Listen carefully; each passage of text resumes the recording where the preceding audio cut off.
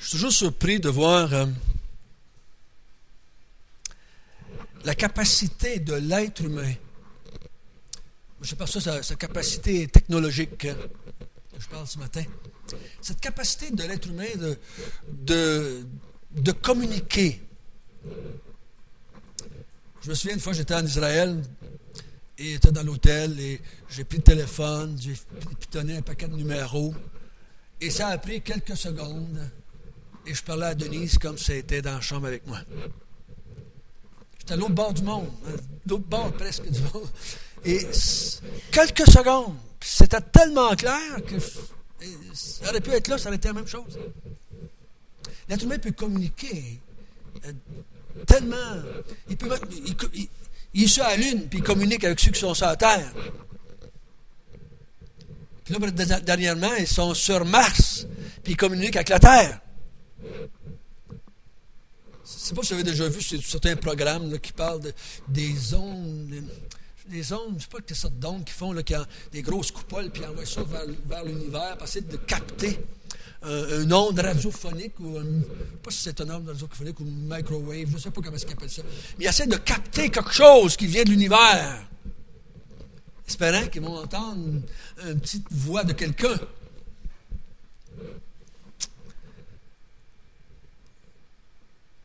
Capable de communiquer si loin, mais l'être humain est incapable de communiquer avec Dieu qui est assis aux côtés de lui.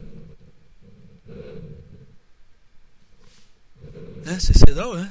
On est capable de communiquer à des millions de milles de nous autres. Mais l'être humain est incapable de parler avec son Dieu qui est tout près de lui.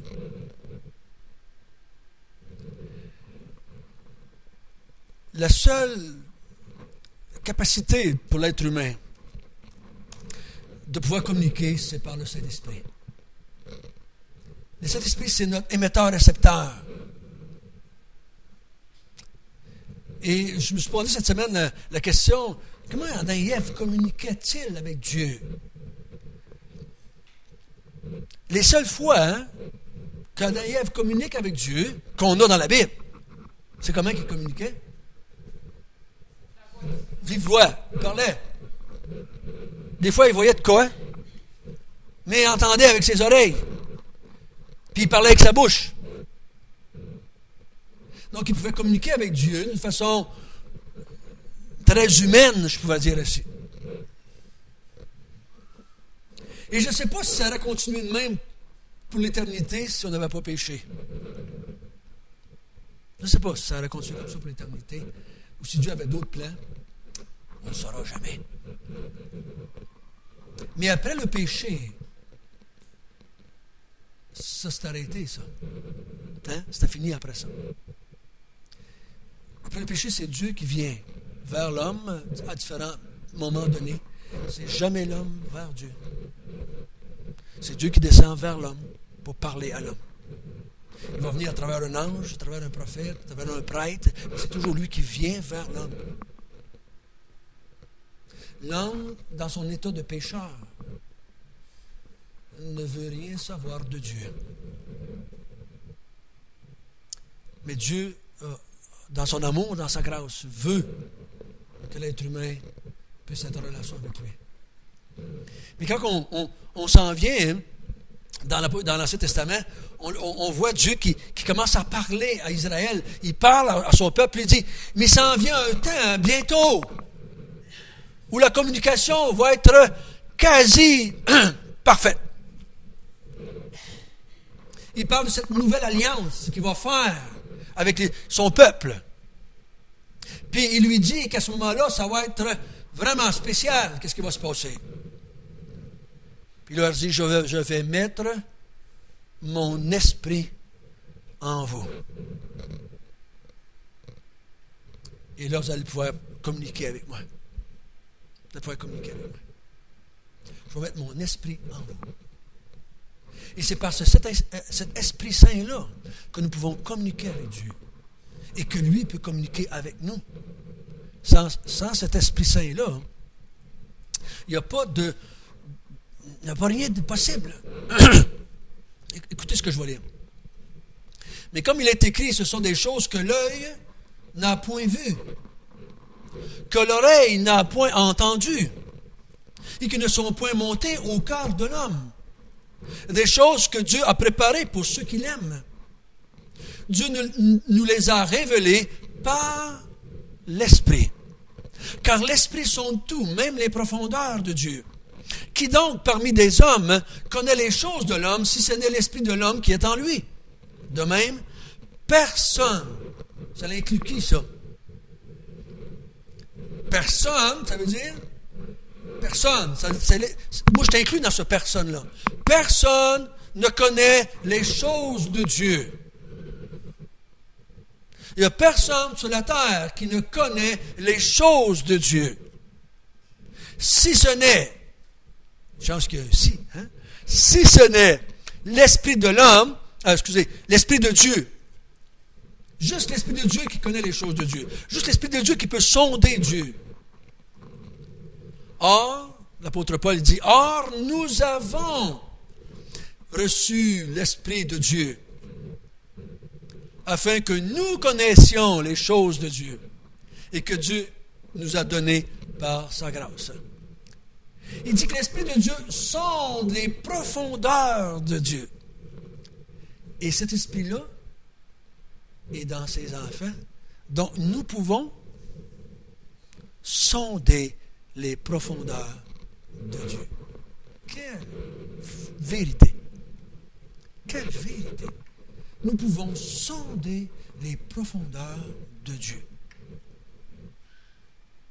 Il en dépend juste de nous d'utiliser cet esprit-là qui est en nous pour sonder les profondeurs de Dieu.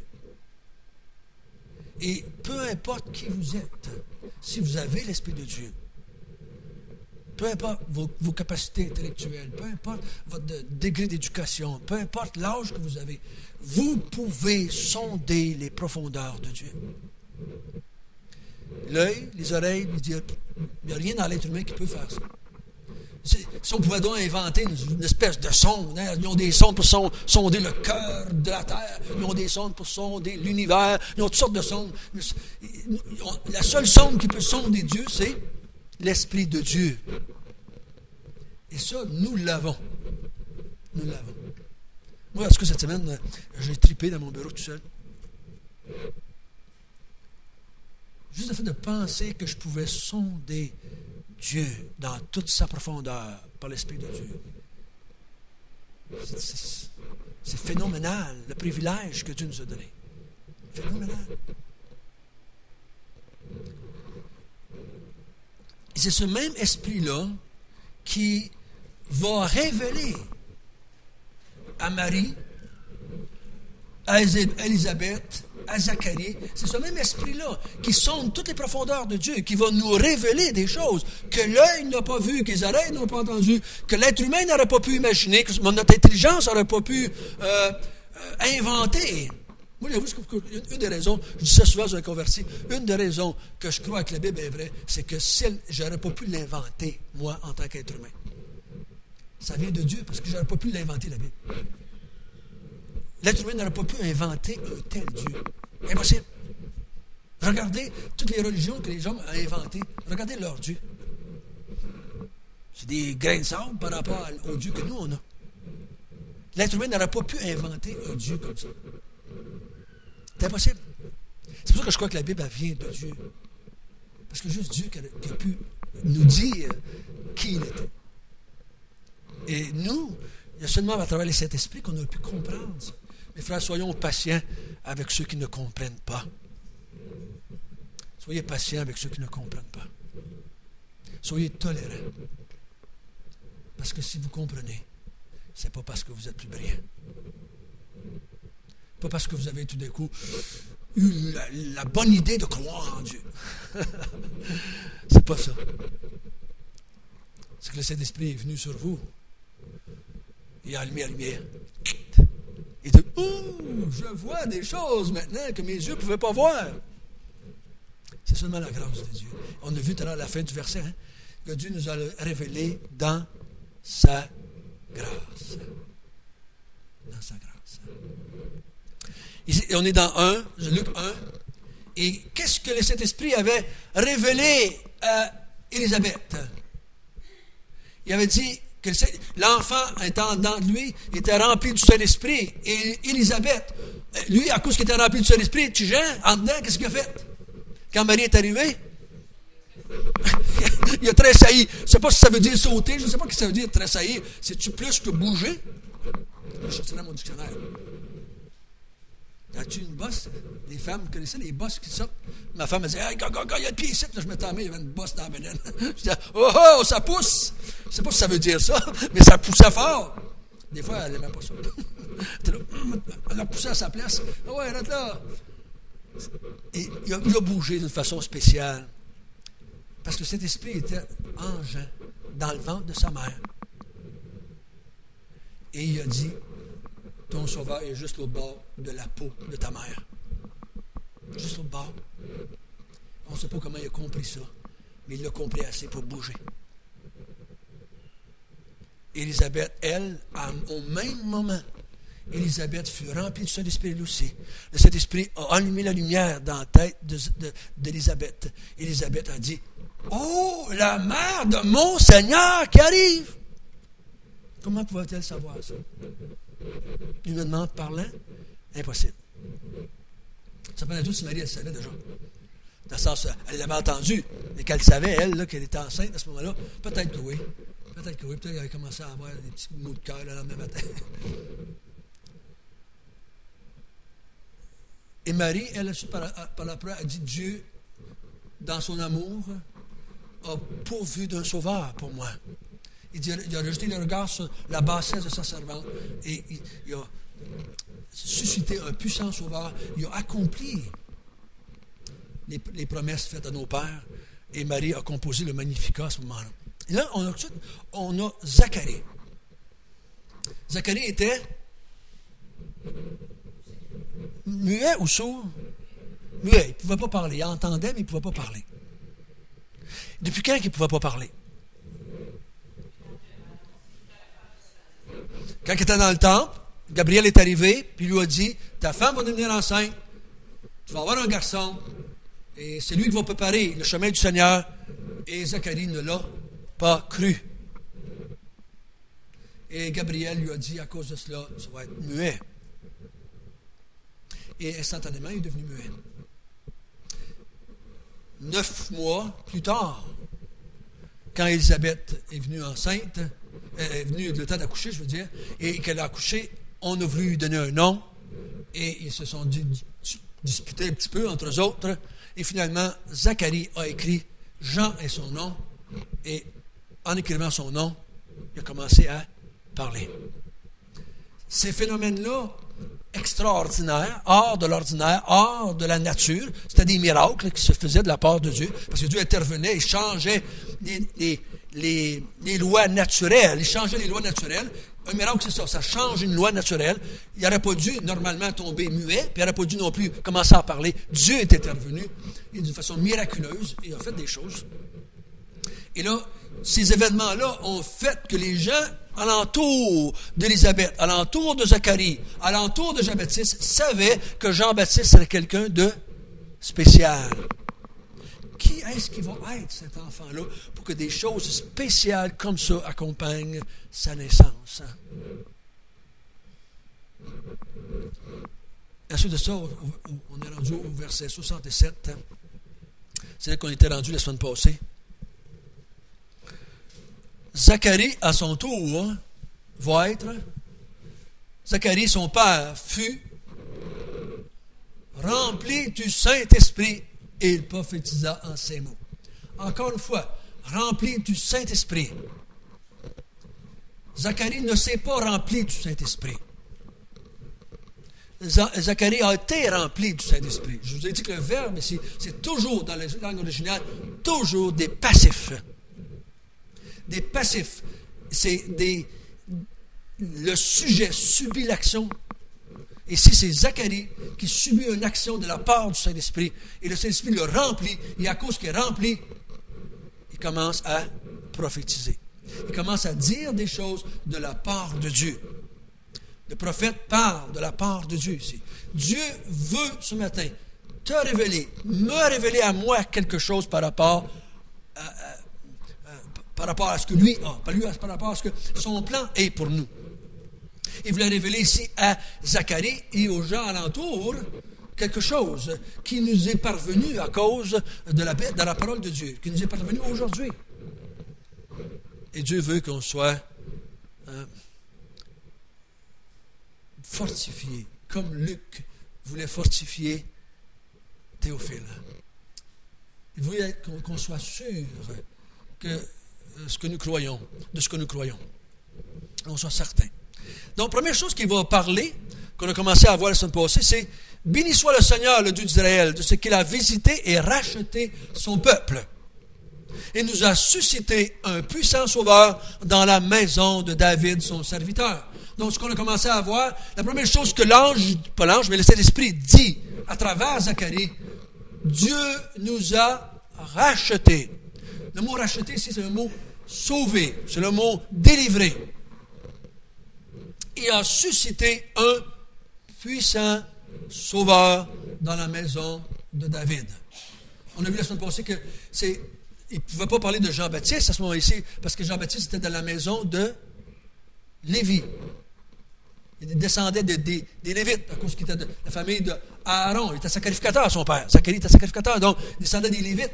Ici, c'est la maison de David. David, il venait de la maison de Juda. Donc, il ne pouvait pas parler de Jean-Baptiste ici. Il parlait de Jésus.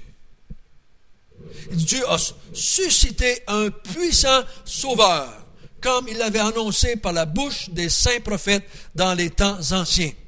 Un sauveur qui nous délivre de nos ennemis, de la main de tous ceux qui nous haïssent.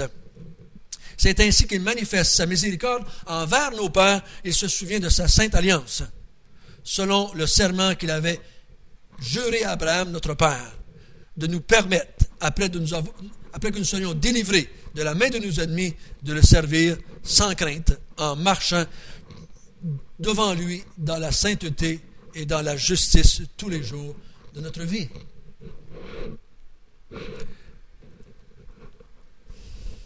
Il dit que Dieu a suscité un puissant sauveur.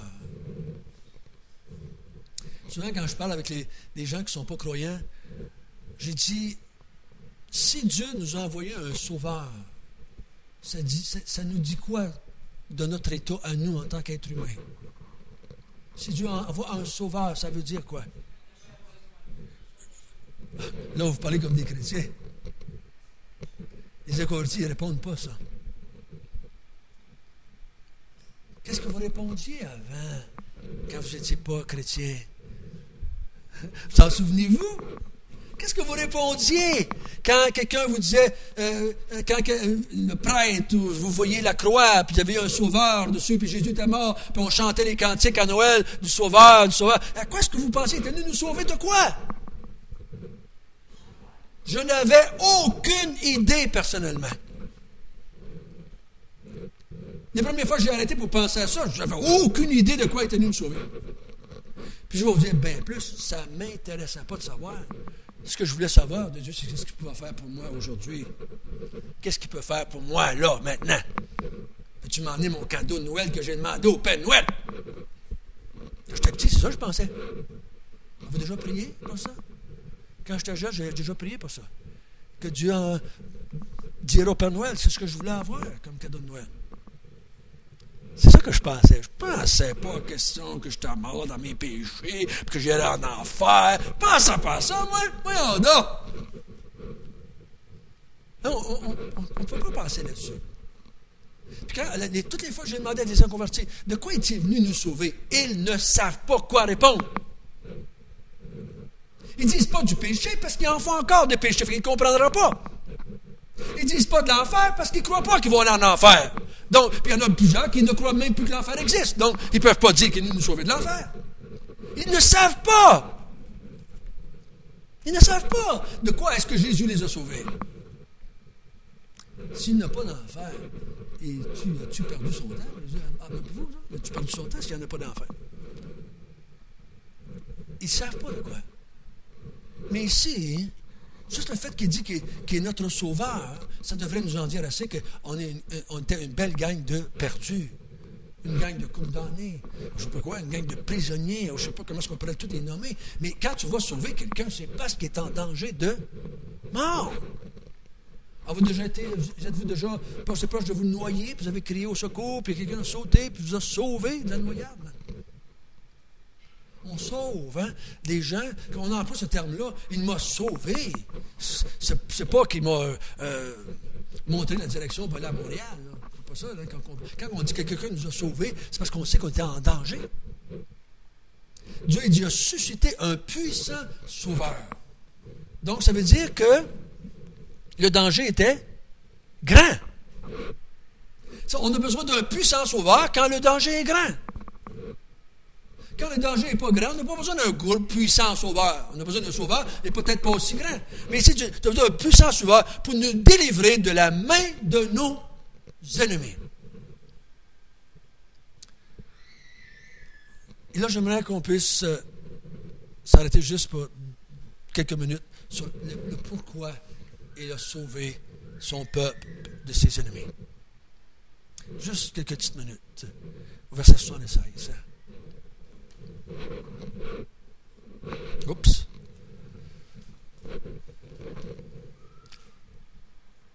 Non. Pas ça. 74, excusez. Et que c'est donc pas drôle d'avoir deux ordinateurs. Je l'ai changé sur l'autre, puis je ne l'ai pas changé sur celui-là. Il dit quoi? Il nous a délivrés de la main de nos ennemis afin de nous permettre de le servir sans crainte. Il vous a délivrés. Il nous a délivrés pour qu'on puisse le servir. C'est intéressant, hein? Pas pour qu'il puisse nous servir, mais pour le servir. Sans crainte. Sans crainte.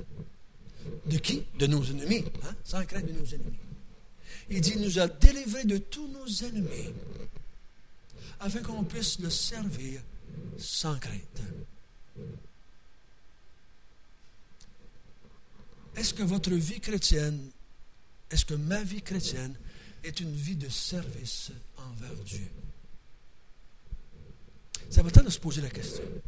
J'ai déjà dit à des gens, si tu n'es pas en train de servir Dieu, tu n'as pas été sauvé du même salut que moi. Parce que nous avons été sauvés pour servir. Si on n'est pas en train de servir Dieu, on est légitimement, on a la raison de se poser la question, est-ce que j'ai été sauvé par le même Dieu que la Bible parle? Parce que c'est ça ma raison de mon salut. Nous, on était tellement évangélisés, puis je l'ai fait, moi aussi, Dieu me pardonne. On emmenait l'évangile, puis c'était pour que les gens soient sauvés, qu'elle au ciel. C'était ça le but. C'est aller au ciel. C'était ça le point central de l'évangile. Accepte le Seigneur, tu vas aller au ciel. Puis c'est tout ce qu'on disait, mon gars. Tu vas aller au ciel. Et tout le monde va aller au ciel. Hein, la vieille chanson. Tout le monde va aller au ciel, mais il n'y a personne qui veut servir l'Éternel. Il n'y a personne qui veut servir l'Éternel dans ce monde. Dieu dit, oui, oui, tu vas y aller au ciel, mais moi je te sauve pour me servir. Oui, oui, tu vas y aller au ciel, c'est certain que tu vas aller au ciel. Mais il dit, je t'ai sauvé pour me servir. Puis souvent, on passe notre temps à vouloir se faire servir par Dieu. Et si Dieu ne fait pas ce qu'on demande, on est tout de travers. Non, il dit, je t'ai mis là pour me servir. Puis il dit dans Timothée, il dit, je t'ai mis dans la maison, à différentes positions. On a toutes différentes façons de servir. Il dit, je t'ai mis où ce que je voulais dans la maison. Mais tout ce que j'ai mis dans la maison, c'est pour me servir. Quand quelque chose dans la maison ne nous sert plus à rien, qu'est-ce qu'on fait avec, James? On a déménagé? Dehors! On met ça dehors! Quand ça ne nous sert plus à rien quelque chose, qu'est-ce qu'on fait? On met dehors! On ne garde pas les choses qui ne nous servent à rien.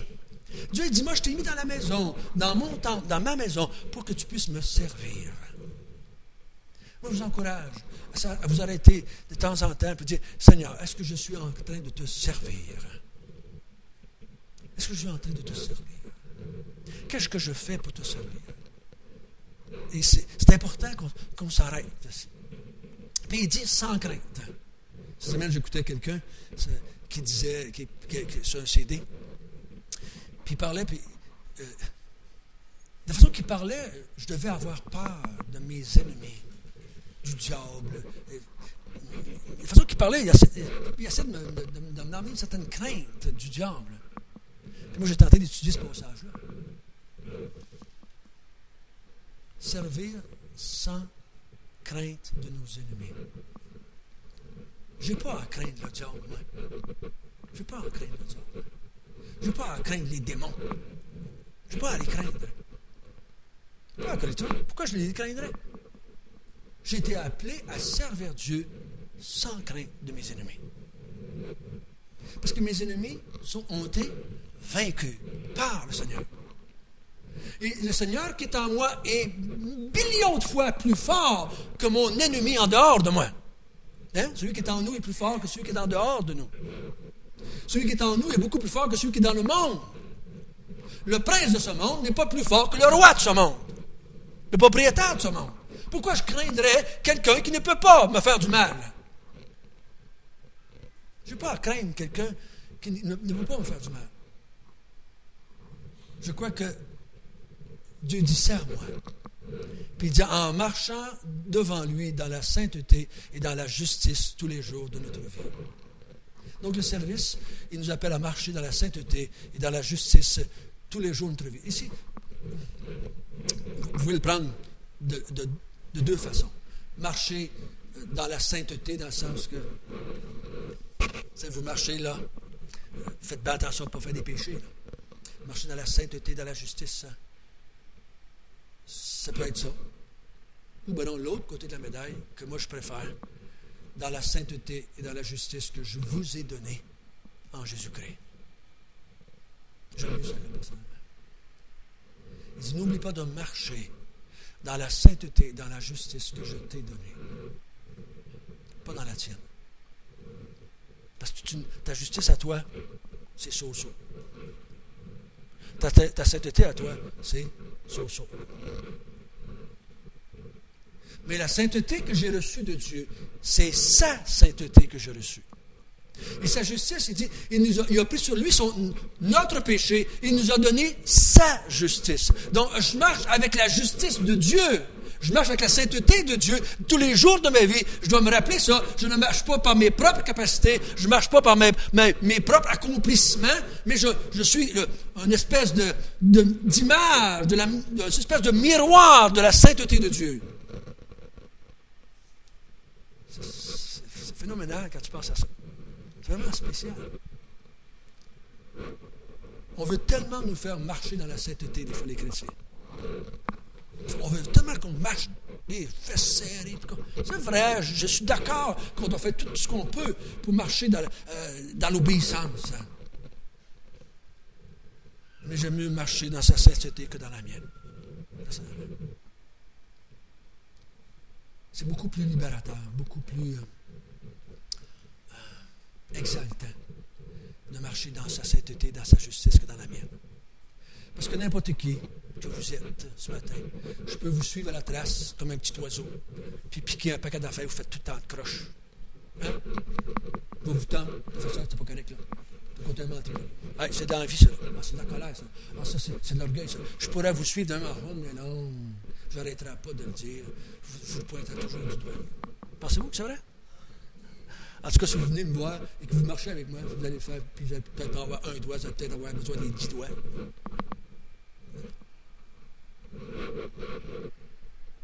On est loin de la perfection. Mais en Jésus, on est parfait. En Jésus, on est complètement parfait.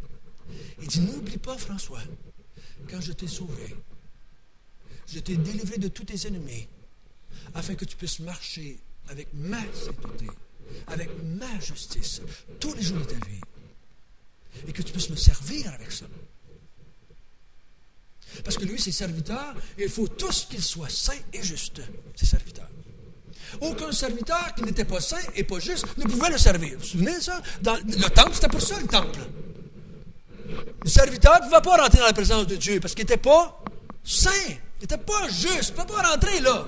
Un grand prêtre, une fois par année, rentrait dans la présence de Dieu pour mettre du sang sur les autres ne pouvaient pas rentrer. Ils ne pouvaient pas rentrer.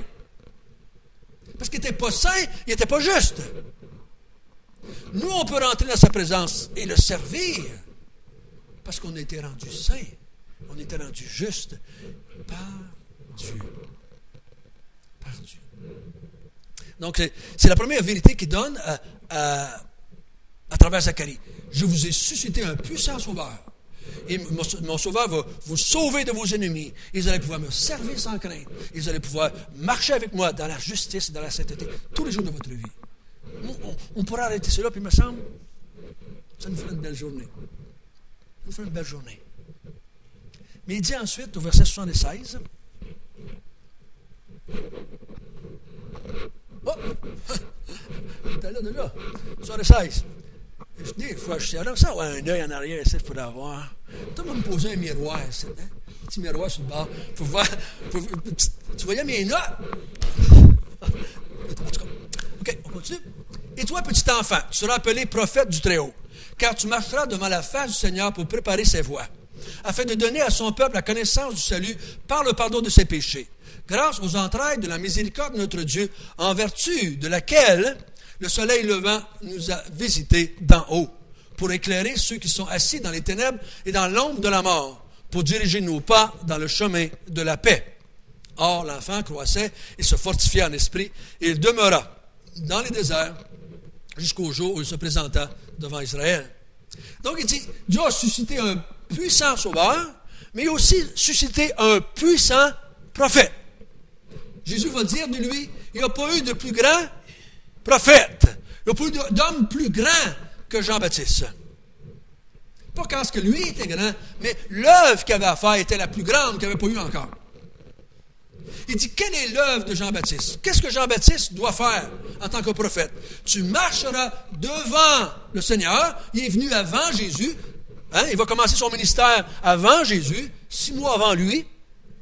Il va commencer, il va aller en avant du Seigneur pour préparer la voie du Seigneur. Vous savez, qu'est-ce qu'on avait dans le temps quand un Seigneur s'en venait ou un roi s'en venait? Il y avait toujours quelqu'un devant eux autres, des serviteurs. Vous savez qu'est-ce qu'il faisait? Il préparait littéralement le chemin. Donc, lui s'en venait sur sa chaise, là, assis sur une chaise ou sur un cheval. Et les autres en avant, ils tossaient les branches, ils tossaient les roches, ils remplissaient les trous. Ils préparaient le chemin pour que le Seigneur qui s'en venait en arrière puisse avancer sans tomber, sans trébucher, sans être attaqué. Il préparait littéralement le chemin du Seigneur. Et Jean-Baptiste est présenté comme celui qui vient devant le Seigneur, devant le roi du monde. Il va préparer le chemin du Seigneur afin qu'il puisse venir vers son peuple et le sauver. Il devait préparer le chemin pour que le puissant sauveur vienne dans le peuple et préparer le chemin. Et que là, il est rendu dans le peuple, il peut sauver ce peuple-là. Il dit, afin de donner à son peuple la connaissance du salut par le pardon de ses péchés. Qu'est-ce que Jean a fait? Si vous connaissez un peu le ministère de Jean, qui a duré peut-être 1 an, on pense à peu près 1 an, qu'est-ce qu'a fait Jean? Il prêchait la repentance. C'est tout ce qu'il a fait. Pendant 1 an, il a prêché la repentance.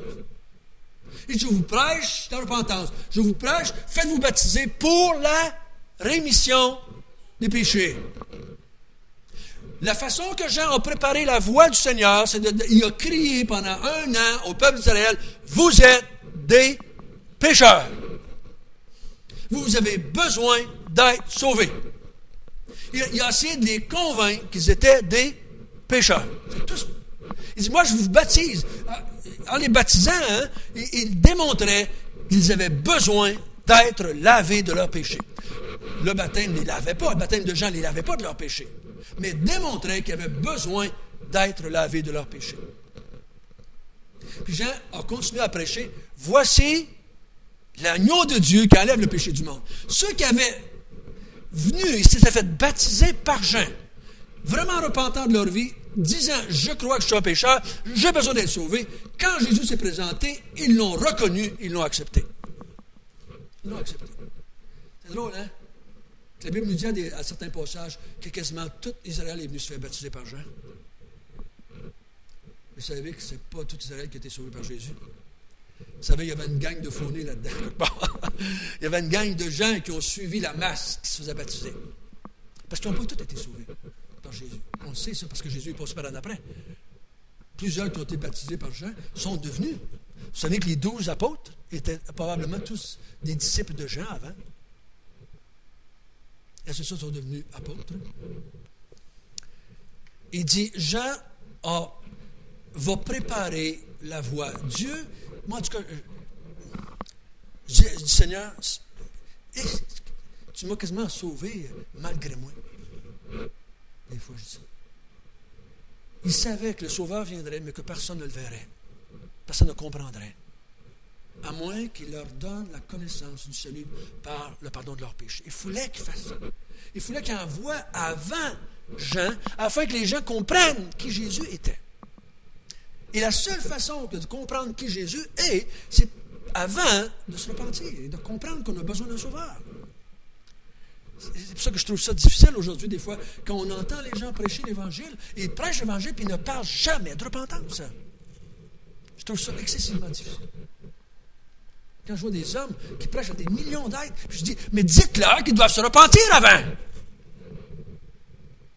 Mais non, ils prêchent que Jésus est mort, puis sauvé, puis qu'ils s'en vont au ciel, puis qu'ils vont aller au ciel, c'est ça, puis tu vas avoir une belle vie, puis tu vas aller bien, puis healthy and wealthy, puis en tout cas, ils en mettent toutes sortes d'affaires. Mais ils disent, vous n'avez pas prêché la repentance, c'est pourquoi est-ce qu'ils acceptent Jésus? Quelle sorte de Jésus est-ce qu'ils vont accepter si vous ne prêchez pas la repentance? La façon, pour nous, aujourd'hui encore, de préparer la voie du Seigneur pour aller sauver quelqu'un, nous autres aussi, il faut prêcher la repentance aux gens. Nous autres aussi, il faut les aider à comprendre qu'ils sont pécheurs.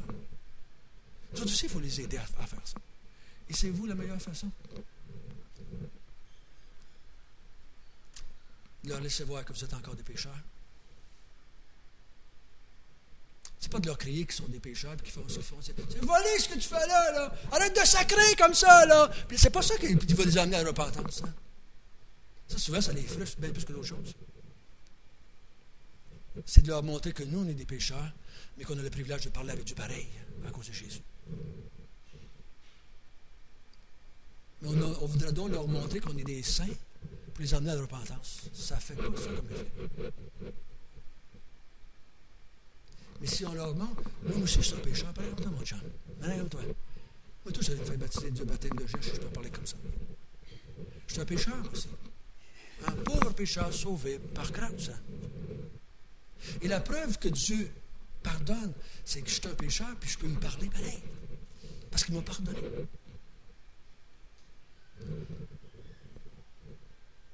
Je ne vous dis pas le fait exprès pour pécher avec eux autres, c'est pas ça que je suis en train de dire. Vous n'avez pas besoin de faire exprès, vous êtes pécheur pareil. Mais de laisser voir qu'on n'est pas si saint que ça en nous-mêmes, mais qu'on est parfait en Jésus-Christ. C'est ça qui est important. Je pourrais vous nommer des gens, j'ai pas assez de doigts, j'ai pas assez de mains, puis même avec mes pieds. Des gens qui m'ont dit, vous autres les chrétiens, vous pouvez croire que vous êtes des bonnes personnes, mais vous n'êtes pas meilleurs que nous autres quand on vous connaît. Ça les rebelle, ça les fait gricher les dents. Parce qu'on veut le laisser croire qu'on est meilleur que ça. On n'est pas meilleur, on est gracié. Ça veut dire quoi, ça, un gracié? Un gracié, c'est quelqu'un qui a passé du temps en prison, puis on l'a gracié. C'est quelqu'un qui était coupable, puis on lui a pardonné. On est des graciés, on n'est pas des parfaits, on n'est pas des gens qui ne pêchent pas, on est des graciés. Puis on a besoin de leur dire ça, puis on a besoin de voir ça. On est des graciés, non pas des bonnes personnes. Ils en connaissent des bonnes personnes, mais ils ne connaissent pas beaucoup de graciés. Ils en connaissent des bonnes personnes. Puis probablement des meilleurs que nous, on pourrait être dans notre vie. Mais des graciés, ça, il n'en veut pas beaucoup. Et ensuite, ça, en terminant, il dit que, au verset 79, que Dieu va éclairer, Dieu va envoyer une lumière dans le monde. Il envoie le Sauveur, il a suscité un Sauveur dans la personne de Jésus, il envoie un prophète, puis qu'on le voit, et là, il va envoyer de la lumière. Il va envoyer de la lumière dans les ténèbres, afin que la lumière puisse ouvrir nos yeux, puisse nous faire voir clair. Il dit, assis dans les ténèbres, parce que nous, on était dans les ténèbres, il dit, dans l'ombre de la mort, et là, maintenant, il va nous envoyer une grande lumière. C'est la personne de Jésus-Christ qui va être la lumière, qui va luire dans les ténèbres, afin que nous, on puisse voir, et qu'on puisse être éclairés, et qu'on puisse connaître la vérité et la paix avec Dieu, au verset 79. Il dit, dans le chemin de la paix. Ici, on pourrait ajouter de la paix avec Dieu, vous savez ça comme moi. Le monde n'est pas en paix présentement, mais nous, on a la paix avec Dieu. Il dit voici Jean, ce que le Saint-Esprit a dit à Zacharie. À travers ça, Dieu va susciter un puissant sauveur pour nous permettre de le servir. Il va envoyer un puissant prophète afin que vous puissiez comprendre qu'est-ce qu'il vient faire le sauveur. Il ne vient pas vous sauver des Italiens ou des Romains, il vient vous sauver spirituellement, premièrement. Et il va venir une grande lumière, parce que vous êtes dans les ténèbres, et il va vous éclairer afin que vous puissiez marcher avec moi dans la paix de Dieu. C'est un grand passage pour nous, pour comprendre qu'est-ce qu'on est en train de faire là en tant que chrétien. Quel est le message qu'on doit porter aux gens qui sont autour de nous? Qu'est-ce qu'on va pouvoir partager à Noël avec les gens si on partage quelque chose à Noël avec les gens? Qu'est-ce que c'est pour Noël pour nous autres, les chrétiens, si Dieu nous donne la grâce de parler? Qu'est-ce qu'on fait là? Ça, je ne dis pas qu'on ne peut pas faire les autres affaires, mais on devrait être capable à quelque part de partager ce que nous croyons au sujet de Noël. Que c'est la venue du puissant Sauveur et qui est une grande lumière pour nous éclairer. Parce qu'on était assis dans les ténèbres. Maintenant, on est assis dans la lumière. Notre Père du ciel, nous sommes tes enfants. Nous avons été sauvés par toi. Oh, ça a pris un puissant sauveur pour sauver des grands pécheurs. Ça a pris un puissant sauveur pour détruire un puissant ennemi. Et ta parole nous dit que nous faisons partie de ces ennemis-là avant. Merci Seigneur Dieu que tu as envoyé parmi nous, en tout cas dans ma vie, un prophète qui m'a prêché aussi la repentance. Un prophète qui a préparé mon cœur afin que je puisse comprendre, afin que je puisse reconnaître la lumière qui venait. Et Seigneur, nous te prions que tu puisses nous aider à te servir. Oh Seigneur, change nos pensées qui sont tellement croches des fois, que le bonheur est dans le service. Le vrai bonheur est dans le service. On ne doit pas te servir pour être heureux, mais te servir va nous rendre heureux. Seigneur, nous te remercions que tu nous as fait le privilège d'être tes serviteurs et tes servantes. Aide-nous. Aide-nous à travailler à ton œuvre. Aide-nous à travailler à bâtir l'Église avec toi, parce que c'est ça que tu es en train de faire, Seigneur. Tu n'as rien d'autre à en penser, toi, pour le moment. Bâtir ton Église et ensuite venir la chercher. Glorifie-toi en nous et par nous. Au nom du Seigneur Jésus. Amen.